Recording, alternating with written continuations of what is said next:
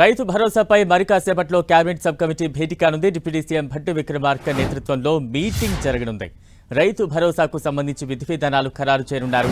ఎన్ని ఎకరాలకు చెల్లిస్తారనే అంశంపై క్లారిటీ వచ్చే ఛాన్స్ ఉంది. 7 నుంచి 10 ఎకరాల వరకు రైతు భరోసా చెల్లించే యోచనలో తెలంగాణ ప్రభుత్వం ఉంది.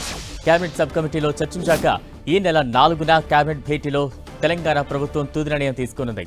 సాగు చేసే భూములకే రైతు భరోసా ఇవ్వాలని ప్రభుత్వం యోచిస్తున్నట్టు తెలుస్తోంది.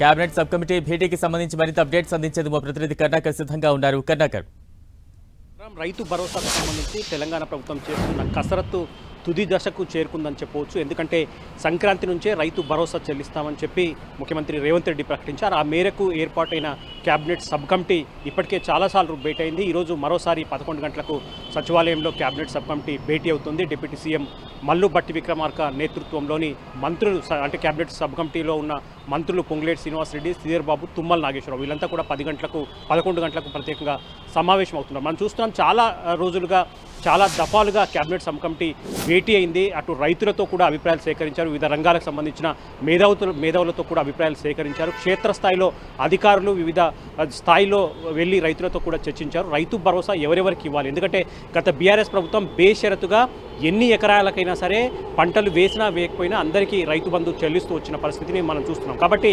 నిజమైన అసలైన రైతులకు మాత్రమే రైతు బంధు చెల్లించాలని చెప్పి తెలంగాణ ప్రభుత్వం భావిస్తోంది. ఈ నేపథ్యంలో ఎవరెవరిని అర్హులుగా చేయాలి, ఎవరెవరిని రైతు భరోసా పథకం నుంచి తప్పించాలన్న దానిపై తెలంగాణ ప్రభుత్వం కసరత్తు చేస్తోంది. ఈరోజు జరిగే కేబినెట్ భేటీలో దీనిపైనే ప్రధానంగా చర్చించే అవకాశం కనిపిస్తోంది. బలరాం, కర్ణాకర్, మనం చూసాం గత ప్రభుత్వం మొత్తం అన్ని ఎకరాలకి కూడా రైతు భరోసా ఇచ్చిన సందర్భాన్ని చూస్తూ ఉన్నాం. ప్రస్తుతం ఈ సబ్ కమిటీ భేటీలో ఎటువంటి విధి విధానాలు రూపొందించబోతున్నారు?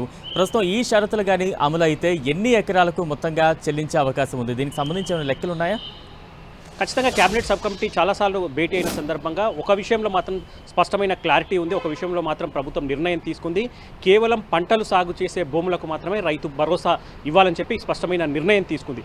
ఇక ఎన్ని ఎకరాల వరకు రైతు భరోసా చెల్లించాలని దానిపై ఇంకా స్పష్టత లేదు. అయితే ప్రభుత్వం ఇప్పటివరకు కేబినెట్ సబ్ కమిటీలో చర్చించిన దాని ప్రకారం మాత్రం 7 నుంచి 10 ఎకరాల వరకు సీలింగ్ పెట్టాలి, కట్ ఆఫ్ పెట్టి 7 నుంచి 10 ఎకరాల వరకు మాత్రమే రైతు భరోసా నిధులను చెల్లించాలని చెప్పి ప్రభుత్వం ఒక నిర్ణయానికి వచ్చినట్టు తెలుస్తుంది. అయితే దీనిపై ఇంకా ఏకాభిప్రాయం కుదరలేదు. కేబినెట్ సబ్ కమిటీలో మంత్రులు ఒక్కొక్కరు ఒక్కొక్క అభిప్రాయం చెప్పినట్టు తెలుస్తోంది.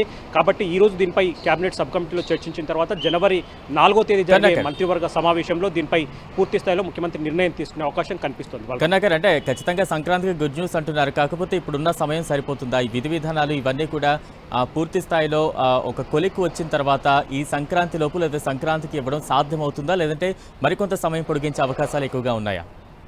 ఖచ్చితంగా ఈ సంక్రాంతికి ఇచ్చే అవకాశాలు ఎక్కువగా ఉన్నాయి. ఎందుకంటే మొన్న అసెంబ్లీ సాక్షిగా ముఖ్యమంత్రి రేవంత్ రెడ్డి కూడా ఖచ్చితంగా సంక్రాంతికి రైతు భరోసా చెల్లిస్తామని చెప్పి ఆయన హామీ ఇచ్చిన పరిస్థితిని మనం చూస్తున్నాం. అందుకు అనుగుణంగానే కేబినెట్ సబ్ కమిటీ ఈరోజు జరిగే సమావేశంలో ఖచ్చితంగా దీనిపై ఒక నిర్ణయం తీసుకునే అవకాశం కనిపిస్తుంది. 1-2 విషయాల్లోనే క్లారిటీ రావాల్సి ఉంది. ఎన్ని ఎకరాలకు రైతు బంధు చెల్లించాలన్నది ఒకటైతే, ఎవరెవరిని రైతు భరోసా పథకం నుంచి తప్పించాలి. అందులో ప్రధానంగా ప్రభుత్వ ఉద్యోగులు కావచ్చు, లేకపోతే ఇన్కమ్ ట్యాక్స్ చెల్లిస్తున్న వాళ్ళు కావచ్చు, ప్రజాప్రతినిధులు, ఎమ్మెల్యేలు, ఎంపీలు వీళ్ళందరినీ కూడా ఈ రైతు భరోసా పథకం నుంచి తప్పించాలని చెప్పి ప్రభుత్వం ప్రాథమికంగా భావిస్తున్నట్టు తెలుస్తుంది. కాబట్టి ఈరోజు జరిగే కేబినెట్ సబ్ కమిటీలో ఎన్ని ఎకరాలకు రైతు భరోసా చెల్లించాలి, ఎవరెవరిని అర్హులుగా చేయాలి, నిజమైన రైతులను ఏ విధంగా గుర్తించాలి, ఇటువంటి అంశాలపై ఈరోజు జరిగే కేబినెట్ సబ్ కమిటీలో చర్చించిన తర్వాత ఈ నెల 4న జరిగే మంత్రివర్గ సమావేశంలో ముఖ్యమంత్రి దీనిపై ఒక నిర్ణయం తీసుకునే అవకాశం కనిపిస్తుంది. Right, thank you Karunakar.